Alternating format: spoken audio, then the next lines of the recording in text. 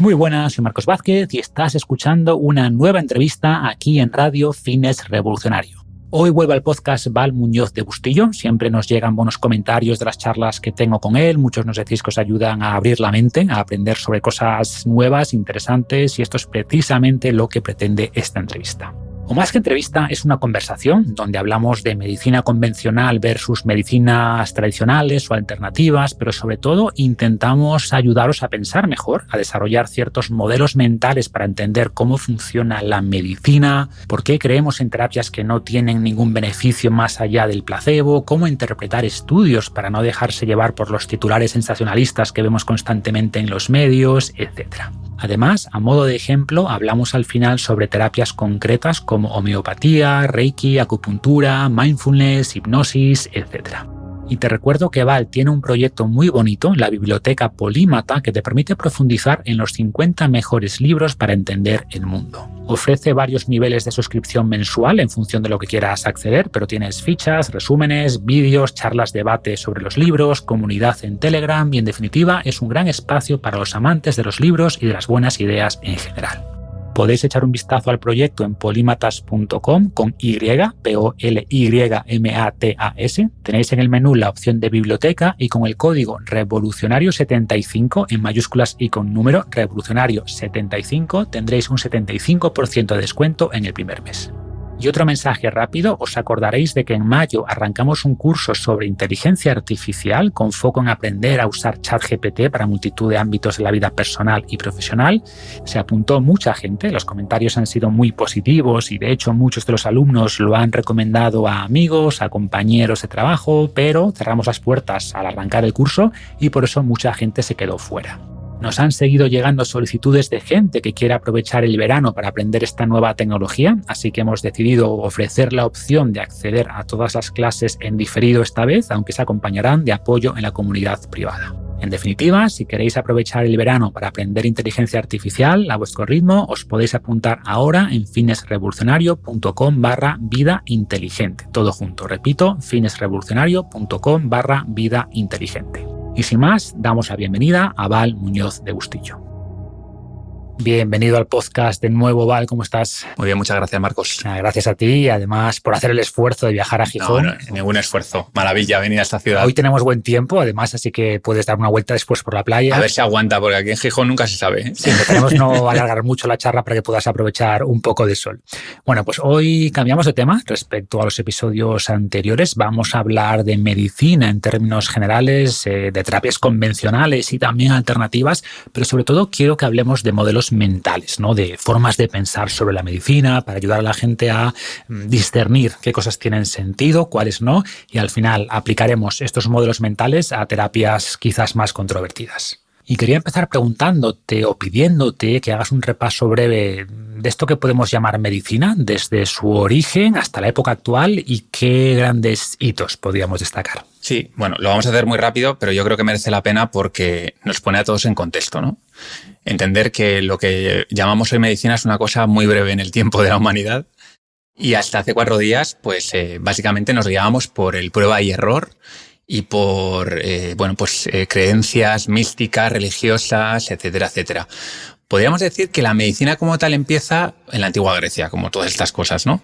Con la teoría de los 4 humores, que seguramente has oído hablar de ellas, ¿no? De la bilis, la sangre, la bilis negra, bilis amarilla, y cómo estos humores, estos líquidos, tenían que estar en equilibrio para tener una buena salud, ¿no? Esto que Hipócrates seguramente os suena mucho, este médico y filósofo de la antigua Grecia, pues establece como una teoría, pero que en realidad no tiene ninguna base empírica, porque sí, se había observado, ¿no? Que teníamos fluidos y demás, pero ya está, ¿no? ¿Por qué es importante esto? Porque da ese paso más allá de lo que se hacía antiguamente en las medicinas más tradicionales, como la egipcia, mesopotámica, que era basada puramente en la religión, ¿no? Los griegos empiezan, como en otros tantos aspectos, a pensar y a observar la realidad. No iba muy atinado Hipócrates, pero bueno, toda esta filosofía la coge Galeno luego también unos siglos después y llega prácticamente hasta el Renacimiento. O sea, pues como tantas cosas, tantas ideas de la Grecia clásica que se heredan hasta pasada la Edad Media. Y digamos que con la revolución científica la gente empieza a plantearse si estas ideas que venían de Grecia tenían sentido o no. Y para mí lo que marca la diferencia en este periodo, sobre todo, es la teoría de los gérmenes. Es decir, en un momento dado, un holandés, que no recuerdo bien el nombre, diseña un microscopio muy rudimentario, que si lo buscáis en internet ni siquiera parece un microscopio, pero consigue aumentar, creo que eran unas 20 veces la visión, ¿no? Y con eso empieza a ver que aquello que parecía vacío, en realidad no está vacío, está lleno de bichitos pequeños que se mueven y hacen cosas. Y entonces, a partir de ahí se empiezan a plantear los médicos, entonces, hasta qué punto toda esta teoría de los 4 humores tenía sentido o no. También, por ejemplo, cuando la gente contraía una cosa como la peste, pues se pensaba que era el aire, que estaba enrarecido y este tipo de cosas. Entonces, bueno, a raíz de eso se empieza a investigar más y, bueno, pues se empiezan a descubrir las primeras vacunas, que, bueno, la primera vacuna, que es la vacuna de la viruela, en realidad se descubre por prueba y error, ¿eh? No se hizo de una manera muy científica. Pero bueno, a partir del conocimiento de los gérmenes sí que se puede empezar a plantear de una manera más científica el desarrollo de vacunas, que obviamente es un antes y un después, ¿no? En la historia de la medicina. Y bueno, y la que todos conocemos, que es la penicilina, ¿no? Ya en el siglo XX, en 1928, que es clave, por ejemplo, para la Segunda Guerra Mundial, porque la cantidad de gente que moría simplemente por un rasguño que se infectaba era brutal.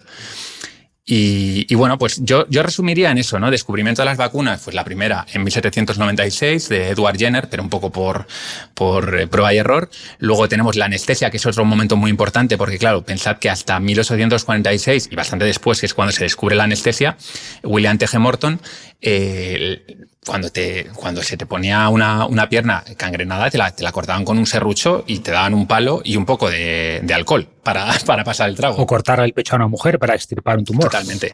De hecho, las cirugías normalmente se hacían las que se podían hacer de una manera muy rápida. O sea, no te podían tener en un quirófano durante horas porque colapsabas, ¿no? Entonces, bueno, pues luego la penicilina. Y luego una de la que no se habla mucho, pero que yo creo que vas a estar de acuerdo conmigo, que es radicalmente importante, que son los ensayos controlados aleatorizados. Es un tema metodológico, pero que es un antes y un después. Esto es a mediados del siglo XX aproximadamente, en los cuales pues se empiezan a hacer estudios científicos realmente eficaces, en los que se puede separar la correlación de 2 factores con la causalidad, que eso ya hablaremos más adelante en detalle, ¿no? Y bueno, pues como puedes ver, estamos hablando de un par de siglos que empezamos a hacer medicina de verdad. Incluso menos, diría yo, ¿eh? Intenciones, un par de siglos. En realidad... Sí.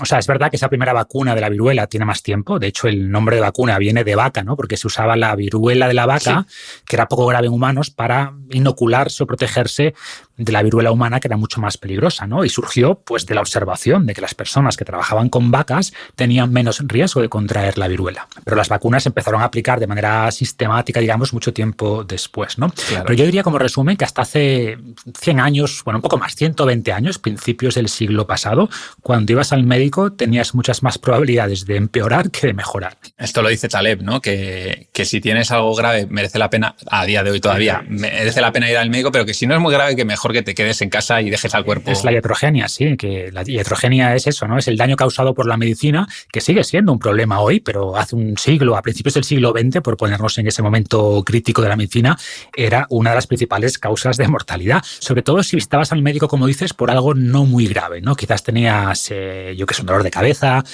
o estabas fatigado porque tenías déficit de vitamina B12, que ni sabían lo que era esto, ¿no? Y había mucho déficit de vitaminas, o tenías anemia, ¿no? Te faltaba hierro, y quizás es probable que te hiciera una sangría. Que era para regular los humores de los que hablaba Hipócrates. Y eso evidentemente te iba a debilitar todavía más, ibas a perder más hierro, además te pincharían con la misma aguja que a las personas que habían venido antes, quizás con una enfermedad infecciosa, porque se sabía lo de los gérmenes, pero casi no se esterilizaba todavía. Entonces entrabas con un problema leve y salías con más anemia, con una infección potencialmente grave. Entonces, como digo, en esa época ir al médico tenía tanta probabilidad de curarte como de matarte. Sí, por este sesgo hacia la acción que tenemos los humanos, ¿no? De que siempre preferimos hacer algo que no hacer nada.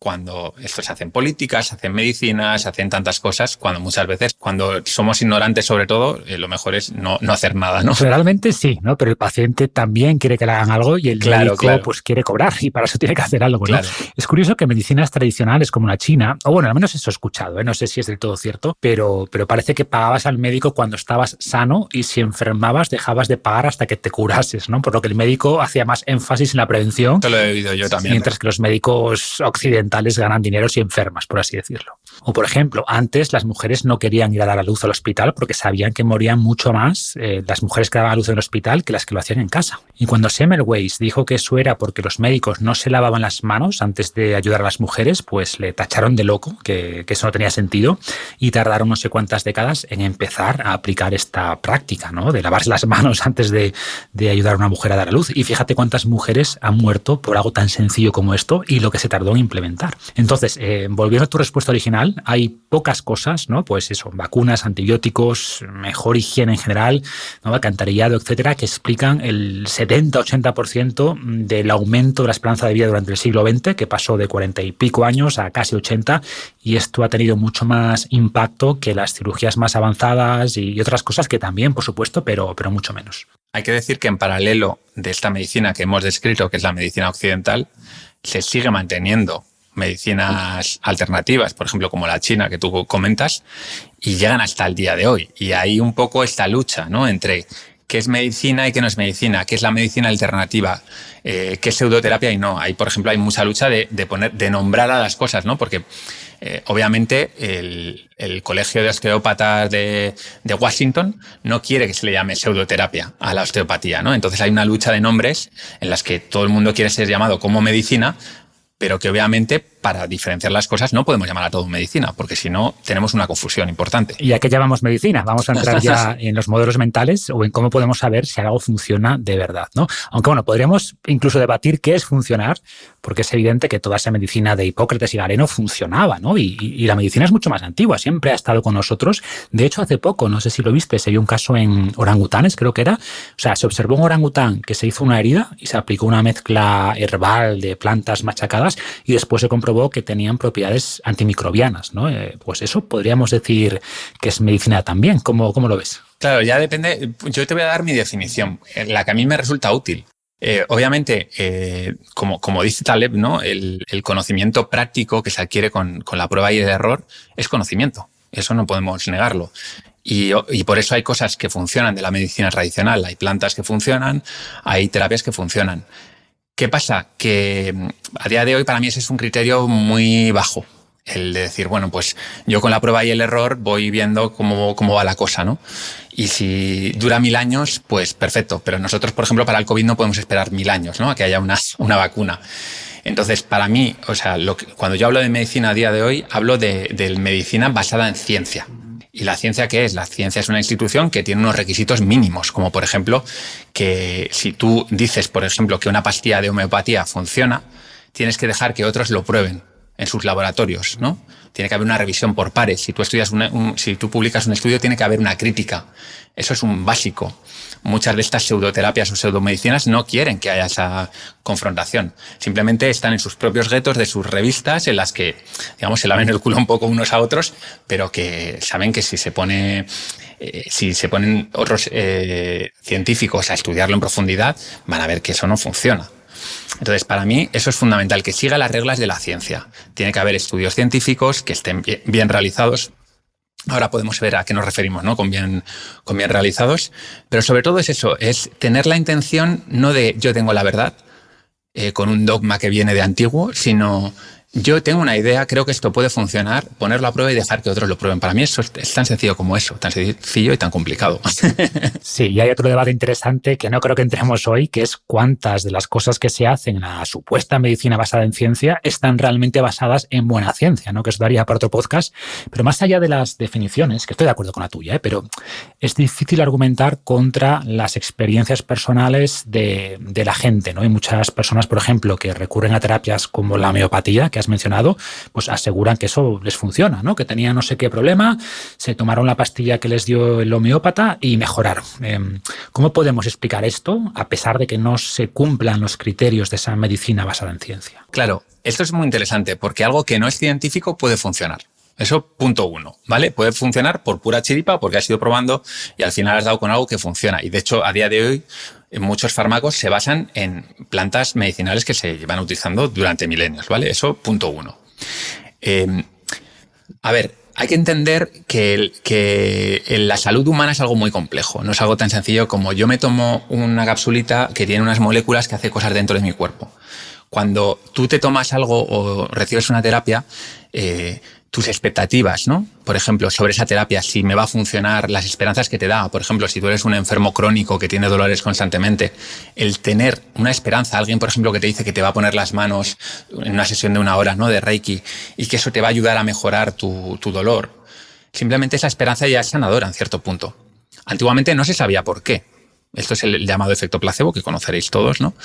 Ahora se empieza a estudiar en neurociencia también por qué esto puede ser sanador. Bueno, pues se ve que ciertos neurotransmisores y hormonas que están relacionados con una mejora del bienestar, del humor, incluso de la salud, pues se segregan simplemente cuando tú tienes la expectativa de que vas a mejorar. Es algo que parece mágico, pero es así. Son cosas que es química, no es nada mágico, pero ocurre en el cerebro. Pues empiezas a segregar más dopamina, más serotonina, neurotransmisores que simplemente te hacen estar bien y que pueden, por ejemplo, reduces el cortisol, que como tú sabes es una hormona que cuando está en el cuerpo impide que tú te puedas curar, porque está preparando al cuerpo para luchar, no para reposar, ¿no?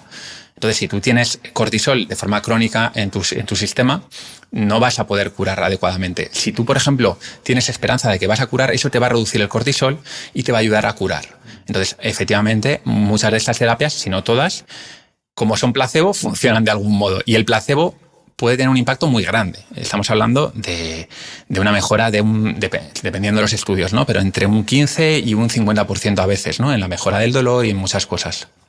O sea que el placebo es algo real. Y que no es únicamente un truco psicológico, como algunos piensan, o sea, puede tener impacto incluso a nivel hormonal, ¿no? Por ejemplo, hay estudios recientes que evalúan el impacto en hormonas como la grelina o incluso el impacto en glucosa en sangre, ¿no? Hay un estudio que daba a 2 grupos el mismo batido, pero en un caso la etiqueta ponía alto en azúcar, en el otro sin azúcar, y las personas que tomaron el batido con la etiqueta alto en azúcar sufrieron un aumento mayor de glucosa, a pesar de que era el mismo batido, ¿no? Entonces no solo afecta psicológicamente, sino también fisiológicamente.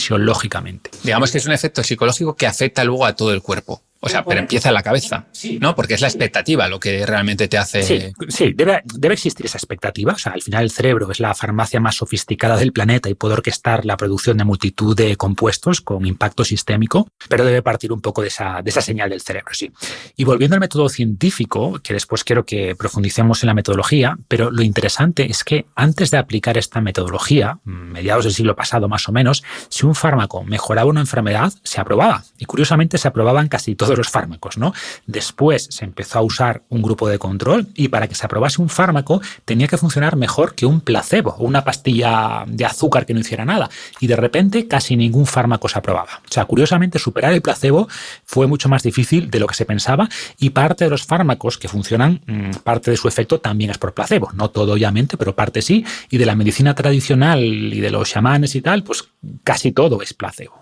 Sí, mira, un ejemplo solo que a la gente le parecerá interesante sobre el efecto placebo, el Prozac, este medicamento tan famoso para la depresión, se ha visto que en depresiones leves y moderadas no hay diferencia respecto al placebo. Es decir, tú te puedes estar tomando una pastilla de azúcar y vas a estar tan bien si tienes una depresión media como tu colega que se toma el Prozac. Donde sí que es efectivo, por lo visto, es cuando tú tienes una depresión severa, en la cual tú igual estás en la cama y no te puedes ni mover, y ahí sí que el Prozac, que si no recuerdo mal afecta sobre el receptor de la serotonina, bueno, te mejora los equilibrios de serotonina, me imagino, en el cerebro y te recuperas, ¿no? Y puedes empezar a funcionar. Y esto pasa con operaciones, por ejemplo, con cirugías, que se ha demostrado que cirugías falsas son tan eficaces como las cirugías reales de rodilla. O sea, cosas bastante que cuando te enteras dices, uy, voy a asegurarme si me meto en una operación, porque a ver. Es un buen ejemplo. O sea, hasta hace no mucho, cuando había dolor y se veía algo raro en una prueba de imagen, se operaba, ¿no? Si veías un problema en una vértebra, pues asumías que el dolor venía de ahí y se operaba. Hasta que se empezó a comparar el resultado de cirugías reales con cirugías falsas, donde se anestesia al paciente, se le hace una herida igual que la de la cirugía real, pero no se hace nada más, no se toca nada. Y en muchos casos, la mejora en la función y en la reducción del dolor era similar, porque hoy sabemos que el dolor es algo muy complejo y, por tanto, pues se intenta solo operar en los casos justificados, que los hay obviamente, pero son muchos menos de los que se pensaba. Entonces, hemos visto que muchas medicinas tradicionales funcionan por placebo, pero también por otro componente que te voy a pedir que expliques, que es la regresión a la media. La regresión a la media es un concepto estadístico, ¿vale? Que básicamente lo que dice es que después de un evento extremo, Por ejemplo, voy a ponerlo con el tema del calor, ¿no? Cuando hay una ola de calor, ¿no? Y todo el mundo está agobiado ya de vamos a morir aquí entre el calor, lo normal es que la siguiente semana pues haga más frío. Y esto es lo mismo. Tú cuando, por ejemplo, tienes fiebre, de 40 grados de fiebre, lo normal es que en unos días tú tengas menos fiebre, independientemente de lo que hagas. ¿Qué pasa? Que claro, lo voy a poner con un ejemplo que no es una pseudoterapia. Tú tienes una contractura, vas al fisio, el fisio te manipula y a los 2 días estás mejor. ¿Qué ha sido? ¿Tu cuerpo que se ha recuperado solo o ha sido el fisio? Tendemos a pensar, porque así funciona la mente también, siempre buscamos causas como muy claras, ¿no? Entonces pensamos que el fisio. A partir de entonces, cada vez que tenemos una contractura, vamos al fisio. Nos dejamos ahí 50, 60, 70 euros y en realidad no sabemos si es el fisio o es nuestro cuerpo que se ha recuperado solo. Pasa lo mismo con cualquier terapia. Tanto pseudoterapia como terapia real. Tenemos que tener en cuenta que el cuerpo tiende a recuperarse. Otra cosa diferente es que tú, por ejemplo, tengas un dolor crónico y que de repente empieces a hacer una terapia y te mejore. Ahí ya podrías plantearte si es el placebo. No hay regresión a la media, pero podría ser el placebo. Pero claro, cuando se combinan las dos, ¿no? Que es el placebo más la regresión a la media, lo que tenemos es un cóctel perfecto para que la mayor parte de la gente, incluso gente con preparación matemática y estadística, cuando va al médico no se plantea que su mejora puede venir de esa regresión a la media. Claro, generalmente vamos al médico cuando estamos peor, ¿no? Después de aguantar unos días y justo cuando vas al médico es cuando vas a empezar a mejorar de manera natural, aunque no hubiera sido, ¿no? Claro. Decía Voltaire esto de que el arte de la medicina consiste en entretener al paciente mientras la naturaleza cura la enfermedad y hasta hace no mucho, como vimos antes, era así. O sea, la medicina hacía muy poco y la naturaleza o nuestro propio cuerpo hacía mucho, ¿no? O también es más común que la gente acuda a pseudoterapias cuando se encuentra especialmente mal y por suerte la mayoría de enfermedades se curan solas. Pero esto también puede hacer creer que fue la pseudoterapia la causa de esa curación. Ahí hay otra causa también, no sé si quieres que lo comente, que lo hemos estado hablando de la comida, ¿no? Que es cómo estas pseudoterapias suelen venir acompañadas de un trato mucho más personalizado que la medicina convencional. A no ser que tú seas una persona rica y tengas un médico privado que te dedica todo el tiempo del mundo, lo normal es que tú vas al médico, a la Seguridad Social, el médico, para bien o para mal, tiene 5 minutos para tratarte y tú muchas veces tienes un problema que para ti es muy grave y te sientes muy desvalido.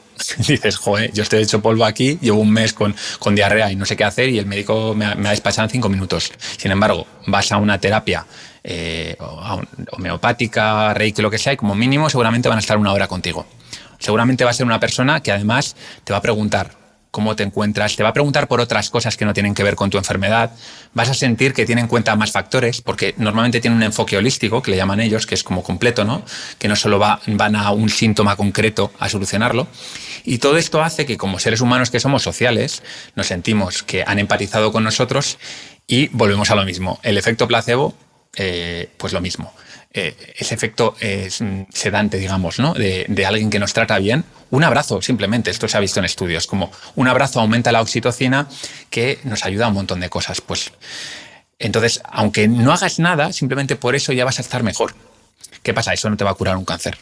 Eso es lo que hay que tener claro. Evidentemente, pero sí puede hacer que tengas mejor adherencia a ese tratamiento de cáncer, ¿no? Y profundizando en lo que dices, sabemos que ese contacto humano es terapéutico en sí mismo. Y esto lo sabemos hace mucho tiempo, ¿no? Por ejemplo, el sentimiento de soledad eleva el riesgo de enfermar, o si vas a una consulta médica y tienes la suerte de dar con alguien que mira más allá de la enfermedad, que te da palabras sinceras de consuelo, de alivio, de ánimo, que no estás solo ahí mirando su pantalla sin hacer casi contacto visual, pues claro que eso puede influir en el curso de la enfermedad, ¿no? Que liberes más unas hormonas u otras, que tengas más ánimo para seguir el tratamiento. Y creo que es útil también ese ejercicio de ver qué cosas valiosas puede haber en la medicina tradicional que se han perdido en parte en la medicina científica, ¿no?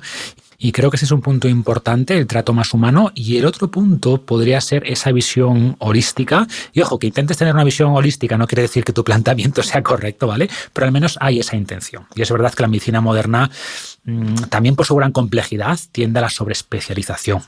Y quizá por una enfermedad, autoinmune de la tiroides, vas al especialista de tiroides, pero ojo que para tratar eso bien hay que saber del sistema inmunitario, hay que saber de nutrición, de microbiota, porque todo está conectado, ¿no? Y ahora, como digo, pues hay una tendencia hacia especializarse en partes cada vez más pequeñas del cuerpo y son muy necesarios los especialistas, claro que sí, pero sin perder esa visión global. Y alguna vez le hemos comentado esto. Sí, bueno, con el libro de Epstein, ¿no? Del que hablamos. Exacto, sí. Claro, yo entiendo que el problema es que precisamente la medicina occidental moderna es tan compleja que ha requerido de esa especialización, o pensamos que lo requiere. La medicina tradicional es muy sencilla. Al final, los principios de la acupuntura o del Reiki son muy sencillos. Entonces, claro, es muy fácil tener esa visión holística que de alguna manera te has inventado.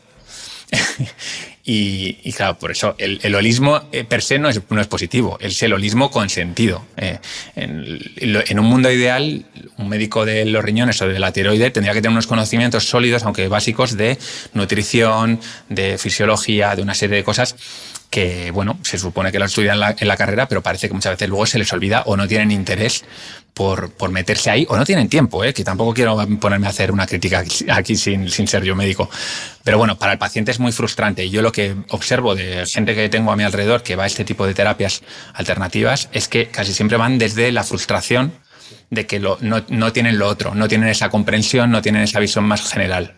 Entonces, bueno, también se entiende. Por supuesto. O sea, muchas personas que recurren a terapias alternativas lo hacen porque no han encontrado soluciones en la medicina convencional, ¿no? Pero bueno, quiero que profundicemos más en ese hito revolucionario que mencionaste al principio, ¿no? Los ensayos clínicos, que no dejan de ser filtros para intentar encontrar la señal en el ruido, ¿no? Para identificar las cosas que realmente son útiles, más allá del placebo, más allá de la regresión a la media. Y siempre que hablamos de esto, pues sale alguien que suele venir más del mundo de la medicina alternativa, que cuestiona todo, ¿no? Que afirma que hay muchos conflictos de intereses, mucha manipulación de las farmacéuticas, que es una crítica fácil, ¿vale? Pero que no deja de tener un punto de validez. Totalmente. Entonces, antes de entrar en la metodología como tal, quería preguntarte eso, ¿qué principales problemas, incentivos perversos, conflictos de interés existen en estos estudios? Bueno, yo creo que el primero es que normalmente cuando tú vas a buscar en Google Scholar, por ejemplo, estudios sobre un medicamento, ¿de quién son esos estudios? ¿Quién los ha financiado? Pues lógicamente, gente que tiene interés, muchas veces las propias farmacéuticas que los están desarrollando. Eso no quita que haya científicos independientes que también puedan hacer una revisión por pares, pero tienden a. Entonces, cuando hubo todo este despertar, ¿no?, sobre el tabaco y el impacto negativo que tenía, llevábamos décadas en los que las tabacaleras se dedicaban a inundar el mercado científico de estudios positivos hacia el tabaco, porque eran los que tenían el dinero y tenían unos incentivos muy, muy potentes. Pero esto pasa también, por ejemplo, con la homeopatía o con la acupuntura. Muchos de los estudios que se hacen son de asociaciones de acupuntores de tal. O sea, lógicamente, ¿no?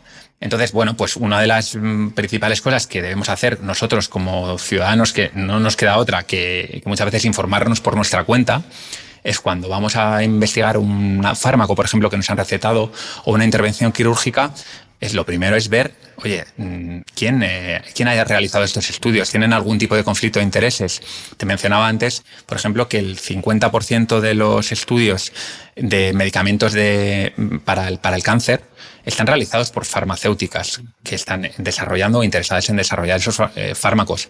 Obviamente tienen un conflicto de intereses. Entonces, si vemos esto, tenemos que ser muy cautos a la hora de decir, bueno, voy a dar esto como cierto, ¿no? Por muchos estudios que haya. Ese es uno de los criterios de muchos que debemos tener. Otros, por ejemplo, los has mencionado tú en varios podcasts cuando hablas de esos temas, es ver las citas que tiene un artículo, ¿no? No es lo mismo un artículo que acaba de salir, que tiene una cita, que todavía igual ni ha sido revisado por pares, a un artículo que tiene 10 años y 4.500 citas, ¿no? Pues son cositas que podemos ir haciendo nosotros sin ser expertos en estadística ni nada y podemos comprobarlo. Cui bono, decía Marco Tulio Cicero, que se refiere a quién se beneficia, ¿no? ¿Quién gana? Cui bono. Y esto muchas veces nos da pistas. No es un heurístico infalible, pero debemos preguntarnos siempre esto, ¿no? Y además de eso, hay un sesgo de publicación. Es decir, que si una farmacéutica hace 10 estudios sobre un fármaco y 5 de ellos salen negativos o no dan un resultado positivo, es muy posible que esos no los publiquen. Y por tanto, si alguien hace después un metaanálisis o revisión de toda la literatura, pues va a concluir que el fármaco sí funciona porque no está viendo los estudios negativos, y esto sesga las conclusiones sobre la efectividad, ¿no? Sí, en ese sentido, por ejemplo, hay propuestas dentro del mundo científico que es que cuando un equipo de científicos vaya a ponerse a estudiar un fármaco, antes de empezar, lo registren en una base de datos que de algún modo luego obligue a rellenar esos resultados. De este modo, oye, no esperas a tener los resultados para decidir si lo publicas o no, ¿no? Claro, esto pues no es tan fácil de que todo el mundo lo haga, pero con una medida de ese tipo se podría conseguir unos mejores resultados. Sí, se está intentando que se haga eso, ¿no? Pero no es fácil. En cualquier caso, estamos criticando este modelo de la medicina basada en ciencia porque no es perfecto, obviamente, pero es lo mejor que tenemos. Es mucho mejor usar el pensamiento científico con sus carencias que el pensamiento mágico que hemos usado tradicionalmente, y gracias a esto justamente hemos avanzado tanto en los últimos 100 años, ¿no? Y por eso, como digo, es importante usar estas metodologías que nos protegen del efecto placebo, de la regresión a la media, de todos esos sesgos cognitivos, sabiendo que al final estas metodologías pues, son ejecutadas por personas, por compañías que tienen sus propios intereses, ¿no? Pero insisto, es lo mejor que tenemos y por eso creo que es importante entenderlo un poco mejor. Me pasaste algunos modelos mentales más, a ver los que nos da tiempo a comentar, y hay uno que se repite mucho, que a todos les va a sonar, pero que merece la pena profundizar un poco más, y es esto de que correlación no implica causalidad. ¿A qué se refiere a nivel general? Y luego profundizamos. Bueno, el coeficiente de correlación es una estadística que se utiliza en muchos ámbitos de la vida, ¿no? Que básicamente lo que viene a analizar es si dos variables están relacionadas entre sí, ¿vale? Entonces, un ejemplo gracioso, ¿no?, que se suele citar es que el número de helados que se come y el número de ahogamientos están correlacionados, tienen una alta correlación. No porque el comer helados te vaya a hacer que te ahogues, sino porque en verano obviamente se comen más helados y también hay más ahogamientos, ¿no? Entonces se suele decir que correlación no implica causalidad precisamente porque, aunque en este ejemplo se ve muy claro y es absurdo, hay muchas veces que decimos, tal población, por ejemplo, come todos los días pescado y por eso está saludable. Igual no. Podría ser que el comer pescado cause buena salud, o podría ser que resulta que esa gente que vive también en esa zona marítima está todo el día haciendo ejercicio, sale a la mar, hace cosas, y es el ejercicio lo que tiene igual mayor impacto, ¿no? Entonces, esto es importante. ¿Por qué? Porque hay muchos estudios médicos, por ejemplo, que no pueden diferenciar claramente esta correlación de la causalidad. Ya veremos que hay otros que sí, los estudios controlados aleatorizados pueden hacerlo. Hay estudios también multivariable que intentan hacerlo, unas veces con más éxito que otras, necesitas muestras muy grandes, etcétera, etcétera, pero luego hay muchos estudios que simplemente se conforman con ver esa correlación y decir, pues yo creo que esto puede ser la causa, y ahí hay que ser muy cauto. Bueno, afortunadamente la gente, por ejemplo, que hace metaanálisis o revisiones suele tener este tipo de cosas en cuenta. No le da el mismo valor a un estudio que sea un ensayo controlado aleatorizado que a un estudio simplemente que busca correlaciones entre variables, ¿no? Y aquí hay también un debate un poco más filosófico, pero creo que es práctico, ¿no?, que comentábamos antes en la comida, que sería explicar qué significa causar, porque en algunos casos es determinista, A causa B, pero cuando hablamos de salud es casi siempre probabilista. O sea, por ejemplo, cuando decimos que el tabaco causa cáncer de pulmón, ¿a qué nos referimos realmente? O sea, de hecho, los argumentos de la industria tabacalera, tras los primeros estudios que la culpaban, venían por aquí, ¿no? Oye, ¿cómo que el tabaco causa cáncer? Decían, si la mayoría de fumadores nunca desarrollan cáncer de pulmón, lo cual es verdad, y muchas personas que no fuman desarrollan cáncer de pulmón, lo cual también es verdad. Entonces, ¿de qué estamos hablando? Pero todo esto viene de ese pensamiento blanco-negro que tenemos muchas veces, que es muy humano, pero que no nos lleva a ningún lado en el mundo complejo en el que vivimos. Como tú dices, no nos queda otra que aprender a pensar en probabilidades y en influencias.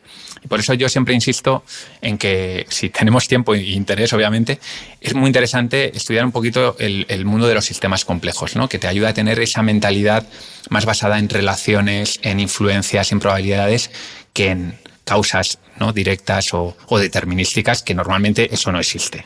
Exacto. Y aplicado a este caso, cuando decimos que A causa B, nos referimos a que la presencia de A aumenta la probabilidad de B. Es decir, fumar aumenta la probabilidad de cáncer de pulmón, y cuando ese aumento es muy grande, como este caso, ¿no?, por ejemplo, fumar multiplica por 30 o 40 la probabilidad de cáncer de pulmón, podemos tomarnos la licencia o la libertad de decir que fumar causa cáncer de pulmón. Y es importante entender esto, porque siempre que decimos algo así, incluso con el tabaco, con fumar, que es muy evidente, sale el típico comentario, ¿no? Pues mi abuelo vivió hasta los 98 y fumaba un paquete al día, tan malo no será. Y es una mala interpretación de que A causa B. O tenemos a Jane Calment, la mujer más longeva de la historia, murió con 122 años y era fumadora. Y los médicos que la aconsejaron dejar de fumar murieron mucho antes que ella, ¿no? Entonces, bueno, por eso debemos entender mejor esto de A causa B en el contexto médico, y además no influye solo A, hay otros muchos factores que influyen en el resultado final con probabilidades distintas que se relacionan entre sí. Entonces, como decías, es la definición de sistema complejo, ¿no? Y por eso también los estudios observacionales no pueden establecer causalidad. Es verdad que ahí lo que sí que puedes hacer, que de esto hemos hablado también tú y yo, es Es decir, yo puedo tener una teoría, por ejemplo, la teoría del Reiki, ¿no? Que es que hay una energía aquí que tú tienes en tu cuerpo que debe estar equilibrada para estar saludable. Entonces, si tú tienes un desequilibrio, yo te pongo las manos y gracias a mi energía que te transfiero, pues te equilibro, ¿no? Entonces, esta es una explicación muy mala. O sea, me podría haber inventado cualquier otra cosa. Pero hay veces que, aunque tú no tengas un estudio con un grupo de control y todo esto, tienes un estudio observacional, pero tienes una explicación bastante buena, una teoría, ¿no? Sobre lo que está ocurriendo, como lo que dices el tabaco. Si tú empiezas a entender cómo las moléculas del tabaco impactan en las células y esto tal, pues hombre, para mí eso tiene mucho más valor que simplemente coger y decir, hay una energía que no se ha detectado, pero que está ahí. Entonces, bueno, como siempre, ¿no? Esto lo dice David Deutsch, que es uno de mis gurús, ¿no? De pensamiento, que es, oye, aunque no haya una evidencia científica, vamos a pensar con la razón un poquito, ¿no? Sentido común. Entonces hay cosas que no se sostienen, como que, por ejemplo, los planetas como estaban colocados cuando tú naciste van a influir en tu personalidad, pero la teoría de los gérmenes de Lavoisier, creo que era, pues no, Lavoisier no, no me sale el nombre. Pues la teoría de los gérmenes, cuando tú ves los bichos y ves cómo le metes esos bichos a una persona y de repente se pone enferma, pues parece que sí que tiene sentido, aunque no tengas todo el detalle, que muchas veces no tenemos todo el detalle. Hablábamos antes del placebo, por ejemplo, yo lo he estado investigando, no se saben exactamente los mecanismos, se saben algunas cosas, se intuyen, pero bueno, parece que tiene sentido, ¿no? Y sin embargo, en las medicinas alternativas las explicaciones son un poco de niños pequeños, ¿sabes? Sí, va justo a apuntar esto, ¿no? Que los estudios observacionales no pueden establecer causalidad, pero Bradford Hill, que fue uno de los que hizo la conexión entre tabaco y cáncer, y es también uno de los padres, por no decir el padre, de los ensayos clínicos aleatorizados, estableció una serie de criterios que, si se cumplían, podríamos estimar o afirmar que con alta probabilidad había causalidad a partir de datos observacionales, ¿no? De correlaciones. Y uno de esos criterios es que conozcamos un mecanismo que no siempre es muy importante, pero ayuda mucho, ¿no? O que el efecto sea muy grande. Por ejemplo, si vemos un aumento de un 10%, pues puede ser simple ruido, simple azar, pero si vemos un aumento de 30 veces que se repite en distintas poblaciones, pues hombre, nos da bastantes pistas, ¿no? Y la realidad es que no existen ensayos clínicos aleatorizados en humanos que demuestren que el tabaco causa cáncer de pulmón. No existen porque no sería ético hacerlos, ¿no? Pues vamos a coger a estos niños, a hacerles fumar 30 años y vamos a ver qué pasa, ¿no? Pues no se puede hacer, obviamente, y debemos basarnos en otros criterios, ¿no?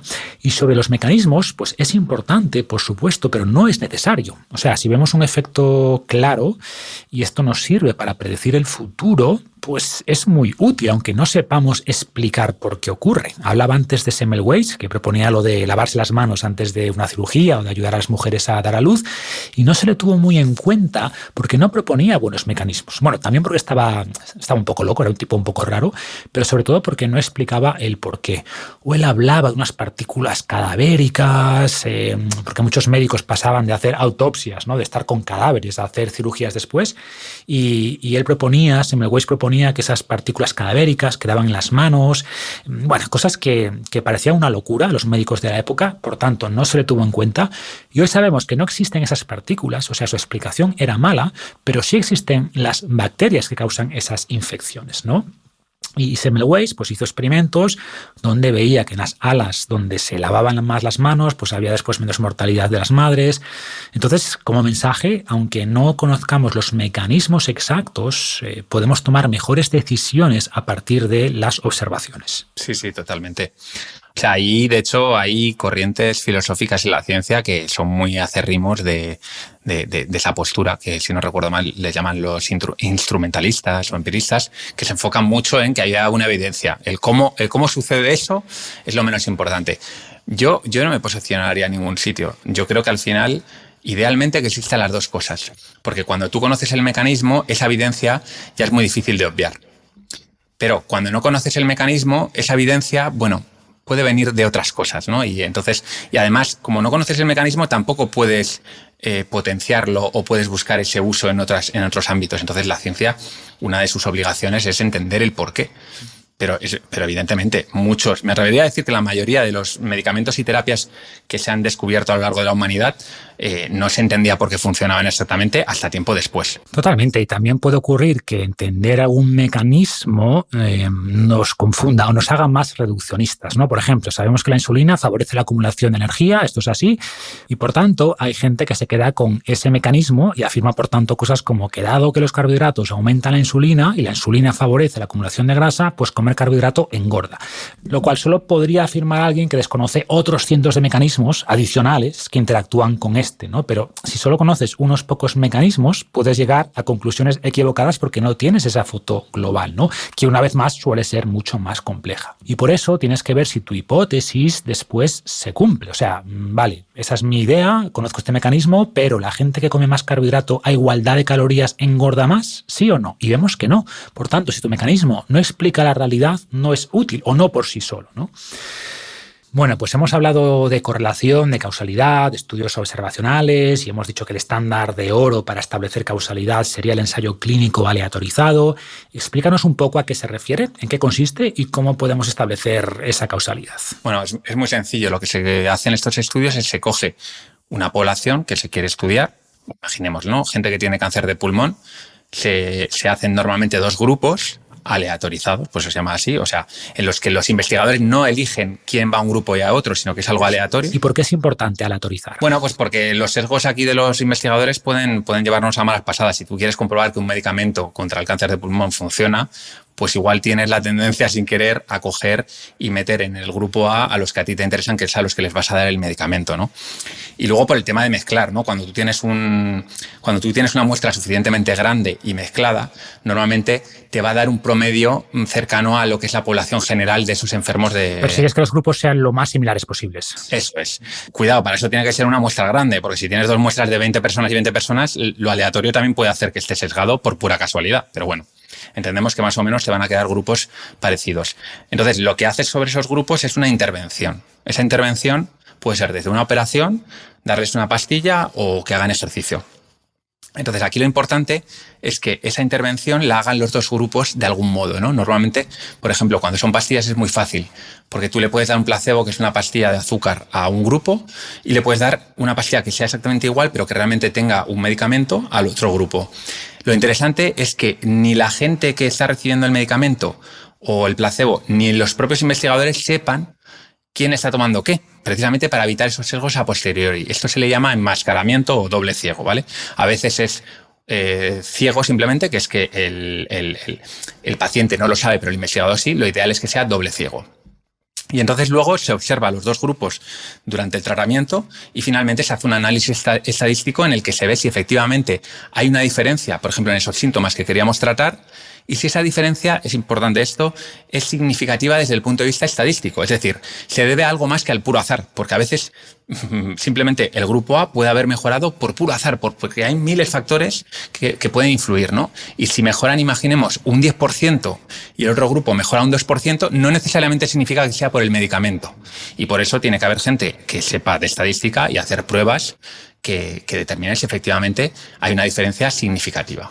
Así es. Aunque que algo sea estadísticamente significativo, tampoco te asegura 100% causalidad, ¿no? Se utiliza el famoso valor P o p-value y se usa como criterio el 0,05, es decir, que la probabilidad de que el resultado encontrado se deba al azar es menor al 5%. Pero eso quiere decir, por definición, que 1 de cada 20 estudios te dirá que hay causalidad cuando realmente solo hay azar, ¿no? O sea, jugamos de nuevo con grados de confianza. Eso por un lado.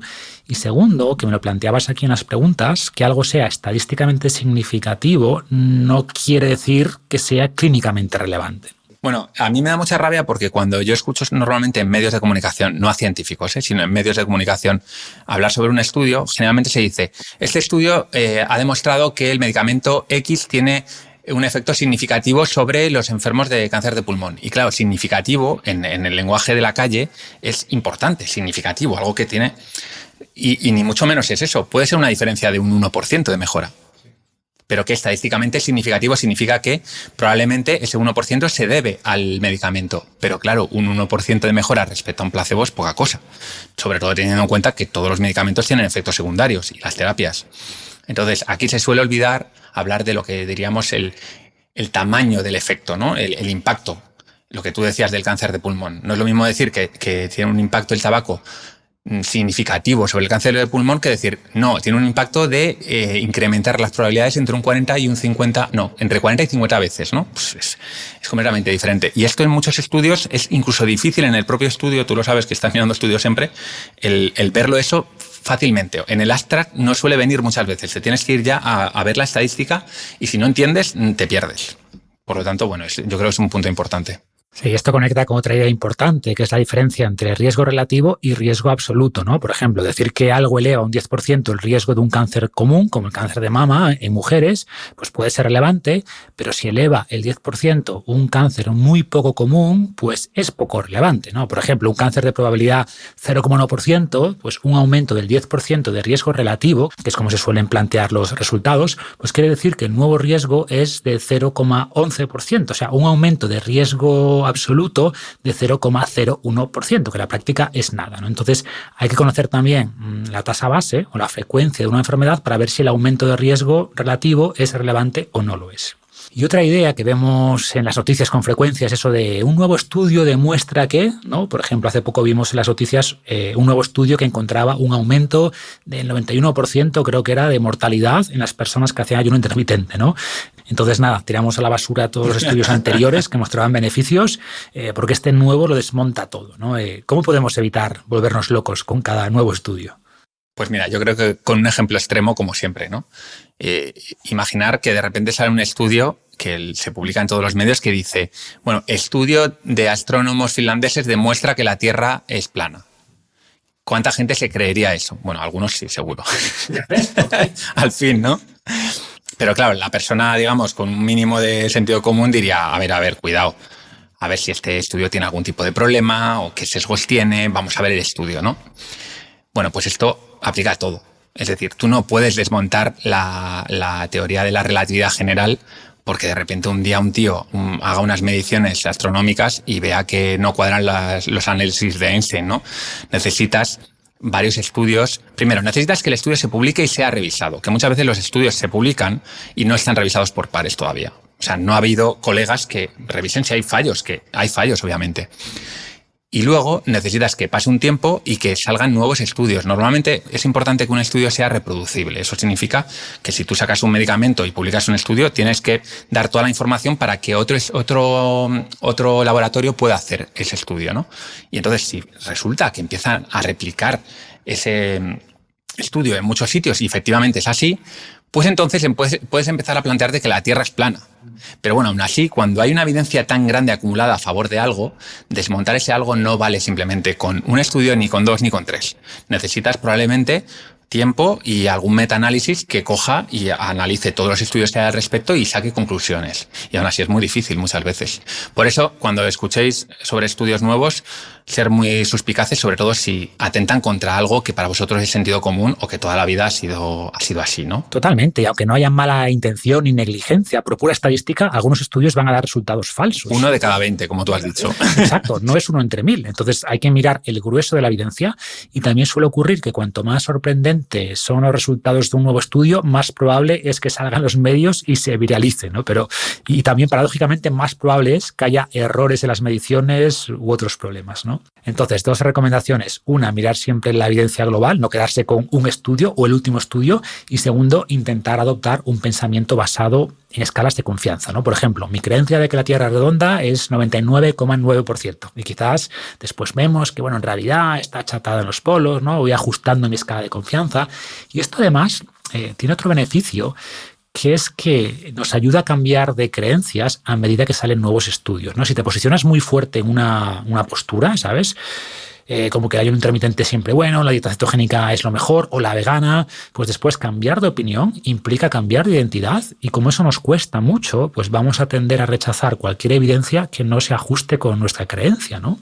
Mientras que pensar en escalas o en grados de confianza te permite ajustar tus creencias sin dañar tu identidad. Y de hecho la ciencia funciona así. En los estudios no te dan un valor sin más, te dan un valor que sería la media, pero después te dan un intervalo de confianza, 95, ¿no? Que se refiere a que tenemos una confianza o una probabilidad del 95% de que el valor real esté en ese rango. Y creo que adoptar esta mentalidad es muy útil. De hecho, los propios científicos suelen ser muy humildes. En casi todos los estudios científicos se suele terminar diciendo hacen falta más estudios, más investigación sobre este tema.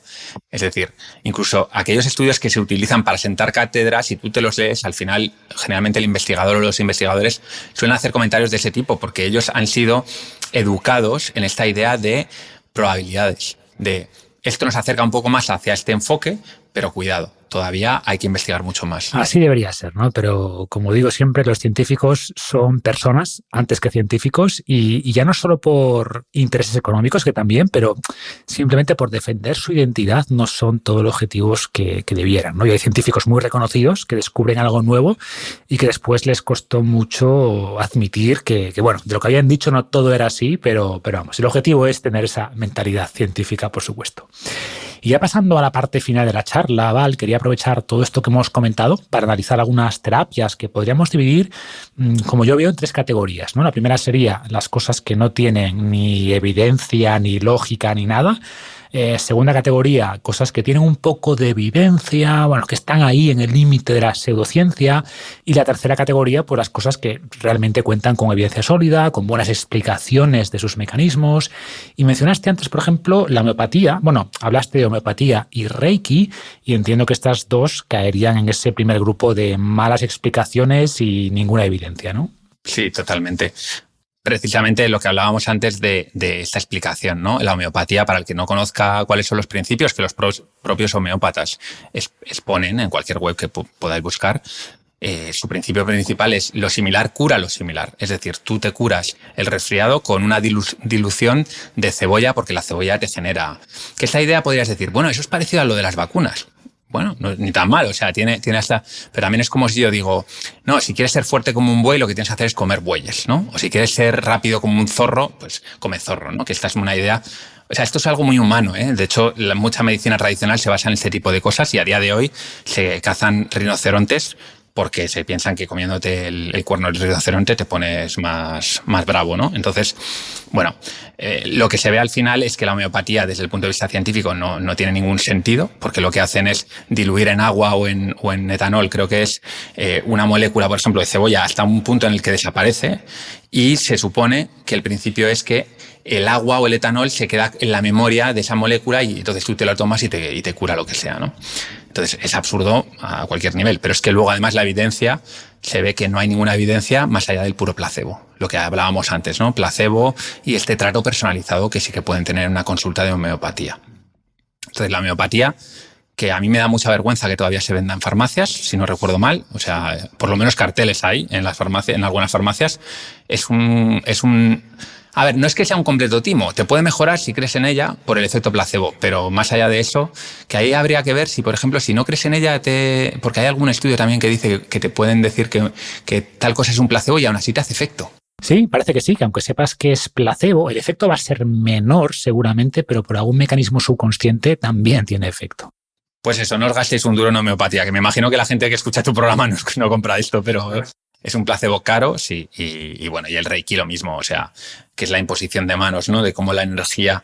Pues claro, si una persona es como un masaje, pues te hace sentir bien y eso te puede ayudar, igual a bajar el estrés y sentirte mejor, pero desde luego no te va a curar un problema renal, ni del hígado, ni la impotencia, ¿sabes? No funciona para eso. A mí me da un poco de vergüenza tener que explicar estas cosas, pero como hay tanta gente que se las cree... Te sorprendería, ¿no? De hecho, te contaba antes que en la newsletter de esta semana hablaba del efecto Forer, que explica por qué mucha gente cree en el horóscopo, en la astrología, en el tarot. Pues nada, me escribieron como 20, 30 personas ofendidas y que, como decía, que eso no predecía la personalidad y el futuro y en fin, ¿no? Que las pseudoterapias al final explotan muchos de los sesgos humanos. Y luego quiero añadir otra que creo que no te la he comentado, pero que me parece importante, porque esto parecen magufadas, lo de la homeopatía, las flores de Bach, el Reiki. Pero, por ejemplo, terapias de estas que un autor médico, saca un libro y dice, no, los enemas de café. Los enemas de café te van a ayudar a todo. Y seguro que todos hemos leído algún libro de esto. Si no son enemas de café, es la dieta detox o lo que sea. La enzima prodigiosa, tal. Entonces, mucho cuidado con la evidencia anecdótica, ¿no? Hablábamos antes de los estudios. Hasta hace muy poco, normalmente... algo funcionaba porque el médico lo decía, porque a él le funcionaba en consulta. Pero es que el médico tiene demasiados incentivos y sesgos como para poder evaluar si un tratamiento suyo funciona, porque obviamente él se gana la vida con eso. Entonces, él se va a autoengañar. Igual ni siquiera te está engañando, es que primero se ha autoengañado y te está diciendo lo que realmente piensa, que los enemas de café te van a ayudar con tu problema de hígado, sin que haya ningún tipo de evidencia científica al respecto. Sí, volvemos a lo mismo, ¿no? El médico inventa algo, los pacientes lo prueban, le dicen que se siente mejor, ¿no? Por lo que hemos dicho, por efecto placebo, por regresión a la media, y afirman que la evidencia es su experiencia, ¿no? Y ojo, que la experiencia personal, claro que es válida, ¿eh? No se trata tampoco de descartarla por completo, pero debemos conocer sus límites y usar las herramientas que hemos explicado antes y buscar ese equilibrio, ¿no? O sea, ¿qué haría un médico con mentalidad científica? Pues diría, oye, voy a dar este tratamiento a estas personas, a estas no, analizo las diferencias, etc. Antes de empezar a dar enemas a la gente, que además te pueden provocar problemas de salud. Exacto, porque además, que esto es importante, dentro de las pseudoterapias que no funcionan, pues algunas no te van a causar daño, siempre que no reemplacen obviamente terapias que funcionan, ¿no? Si reemplazas la quimio por el Reiki, tendrás problemas. Pero el Reiki en sí, la homeopatía en sí, no te van a causar daño directamente, pero un enema con café hirviendo, pues igual sí te daña bastante, ¿no? Entonces, bueno, este primer grupo es fácil, no gastes dinero, pero después hay otras terapias donde hay que hilar más fino, ¿no? O sea, por ejemplo, tenemos la acupuntura de la medicina china. ¿Qué nos puedes comentar al aplicar estos modelos de la acupuntura? Bueno, la acupuntura se basa básicamente en que tenemos una serie de puntos en el cuerpo, lo mismo, ¿no? Canales de energía, meridianos por los que se mueve esa energía y hay desequilibrios. Como veis, básicamente es el cuento de siempre, o sea, no hay mucha innovación ahí. Claro, la acupuntura tiene a sus espaldas miles de años, lo cual le da cierto renombre, ¿no? Porque, por ejemplo, el Reiki no. El Reiki es una cosa que tiene 100 años, 100 y pico. Entonces, mucha gente se basa en eso, ¿no? Que aquí también, yo que cito mucho a Taleb, podríamos decir, bueno, Taleb diría que el efecto Lindy, ¿no? Bueno, pues cuidado con el efecto Lindy, porque hay cosas que pueden no funcionar tan bien como pensamos, por mucho que sean milenarias. Entonces, las bases, digamos, de los mecanismos en los que se supone que funciona la acupuntura no tienen ningún sentido desde el punto de vista científico. Eso es así. Pero, ¿qué pasa? Se han hecho muchísimos estudios para ver si tiene impacto en determinadas dolencias. Y parece ser que después de muchos estudios, metaanálisis y demás, sí que parece que tienen algún impacto en algunas dolencias. Tú hablabas del dolor crónico, por ejemplo. En algunos casos, por ejemplo, de quimioterapias para el tema de las náuseas parece que lo reducen. El dolor idiopático de cabeza también parece que lo reduce. Esto incluso comparándolo con el placebo. Con lo cual ahí parece que hay algo, que esas agujitas que te meten en el cuerpo, pues hay gente que piensa que puede tener que ver con que tocan ciertos nervios y eso hace que segregue determinados compuestos, etcétera, etcétera. No se sabe, pero sí que parece ser que para algunas cosas funciona. ¿Qué pasa? Aquí el problema está en pensar que para todo lo que dice la acupuntura, ¿no? La gente que hace acupuntura que funciona. No, la realidad es que para la mayor parte de las cosas no funciona. Pero si vosotros mismos podéis investigar un poquito en Google y ver que para algunas cosas sí que puede funcionar. Entonces, bueno, en esos casos puede tener sentido. Y muchos no sabrán cómo se compara con placebo en el caso de la acupuntura, ¿no? Porque si hablamos de fármacos es muy evidente, se compara con una píldora de azúcar que no haga nada, pero en terapias como acupuntura no es fácil. Lo que se usa para comparar sería o bien clavar agujas en zonas aleatorias, sin respetar los principios de la acupuntura, o quizá clavándolas muy poco para que no pudiera tener realmente efecto, ¿no? Porque como vimos antes, si comparas acupuntura con nada, pues la acupuntura va a funcionar mejor por puro placebo, ¿no? Y por eso necesitamos esa comparación que muchas veces no es fácil. O, por ejemplo, estudios en nutrición también es difícil. O sea, si quieres ver el efecto de los arándanos, pues no hay arándanos placebo, ¿vale? Tú ya sabes.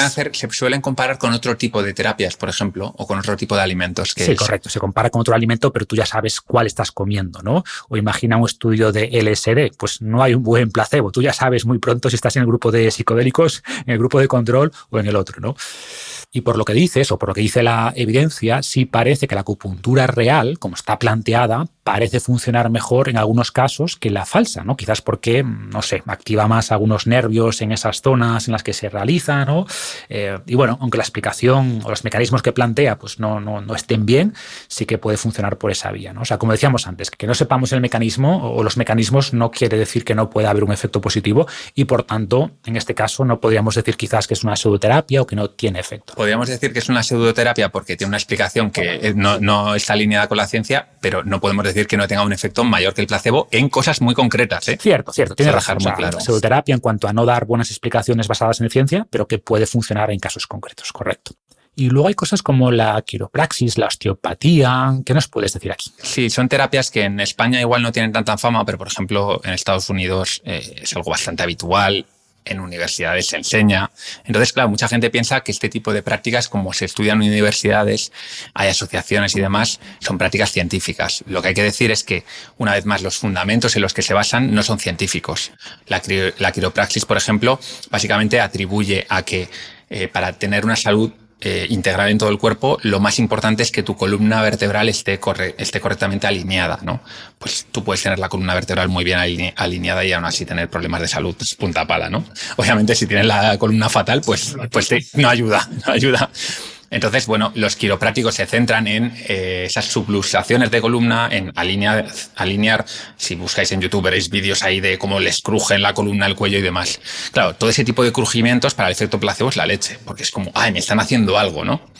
Pero la realidad es que normalmente no tiene más efecto el que tendría un fisioterapeuta normal cuando estamos hablando de problemas musculoesqueléticos. Más allá de eso, no todos los quiroprácticos dicen que te van a solucionar un problema de riñón tocándote la columna, pero otros sí. Entonces, cuidado, porque la quiropraxia incluye un montón de dolencias que no tienen ninguna evidencia científica y que no tiene sentido ir al quiropráctico para que te ayuden con eso. Y la osteopatía es más de lo mismo, o sea, es como que reducen los problemas de salud en general a que tú tengas pues todo tu sistema musculoesquelético correctamente, las fascias, las articulaciones, los músculos, oye, cojonudo, ¿no? Idealmente tener todo eso bien, pero no te van a solucionar un problema de neumonía por mejorar un problema que tienes en el hombro de la fascia o de la articulación. No tiene ningún sentido científico y además no hay ninguna evidencia científica.